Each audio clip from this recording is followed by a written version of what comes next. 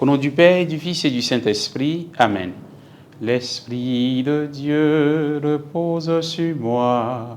L'Esprit de Dieu m'a consacré.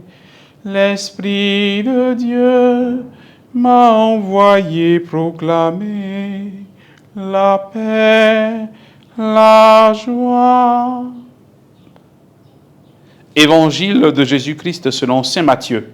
En ce temps-là, Jésus se mit de nouveau à parler aux grands prêtres et aux anciens du peuple, et il leur dit en parabole, « Le royaume des cieux est comparable à un roi qui célébra les noces de son fils.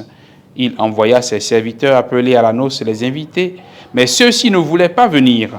Il envoya encore d'autres serviteurs dire aux invités, « Voilà, j'ai préparé mon banquet, mes bœufs et mes bêtes grasses sont égorgés, tout est prêt, venez à la noce. » Mais ils n'en tinrent aucun compte et ils s'en allèrent, l'un à son champ, l'autre à son commerce. Les autres empoignèrent les serviteurs, les maltraitèrent et les tuèrent.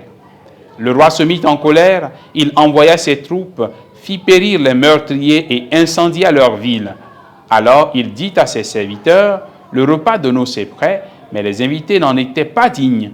Allez donc aux croisées des chemins, tous ceux que vous trouverez, invitez-les à la noce. » Les serviteurs allèrent sur les chemins, rassemblèrent tous ceux qu'ils trouvèrent, les mauvais comme les bons, et la salle de noces fut remplie de convives. Le roi entra pour examiner les convives, et là, il vit un homme qui ne portait pas le vêtement de noces. Il lui dit, « Mon ami, comment es-tu entré ici, sans avoir le vêtement de noces ?» L'autre garda le silence. Alors le roi dit au serviteur, « Jetez-le, pieds et poings liés, dans les ténèbres du dehors. Là, il y aura des pleurs et des grincements de dents, car beaucoup sont appelés, mais peu sont élus. » Acclamons la parole de Dieu. Louange à toi, Seigneur Jésus. Amis de Dieu, nous sommes aujourd'hui le jeudi 18 août. Jésus continue de nous parler du royaume des cieux. Jésus continue de nous envoyer vers l'essentiel, de tourner nos regards vers ce qui est plus important, c'est le royaume des cieux. Aujourd'hui, il compare le royaume des cieux à un festin, à une grande fête de noces organisée par un grand roi pour son fils. Mais les appelés se désintéressent, les appelés ne veulent pas du tout venir. Les appelés trouvent d'autres raisons, ils trouvent des alibis pour ne pas s'intéresser à ce grand festin, à ces grandes noces que le roi a préparées pour ses convives. Cela peut nous interpeller.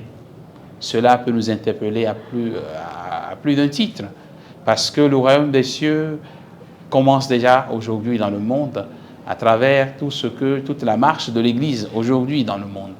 Beaucoup de fois, il nous arrive de ne pas souvent donner la première place à ce royaume qui se construit déjà dans ce monde.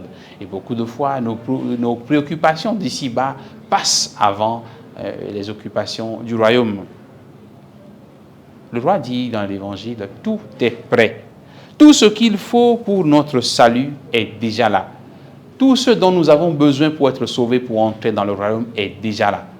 Dans les Écritures que nous écoutons, dans la parole que Dieu nous donne chaque jour, mais aussi dans la célébration des sacrements. Il n'y a pas à chercher des choses extraordinaires à part.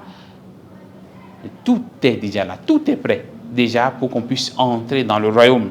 Mais beaucoup de fois, nos cœurs sont endurcis, beaucoup de fois, nos idées sont ailleurs, beaucoup de fois, notre attention et tout notre aide est souvent orienté vers d'autres recherches.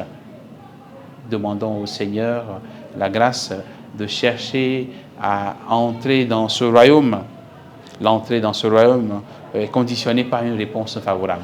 Demandons au Seigneur la grâce de répondre favorablement à l'entrée dans son royaume, afin que nous puissions être comptés parmi ceux qu'il a choisis pour célébrer les festins du royaume des cieux. Qu'il nous bénisse et qu'il nous garde dans sa paix, au nom du Père, et du Fils et du Saint-Esprit. Amen.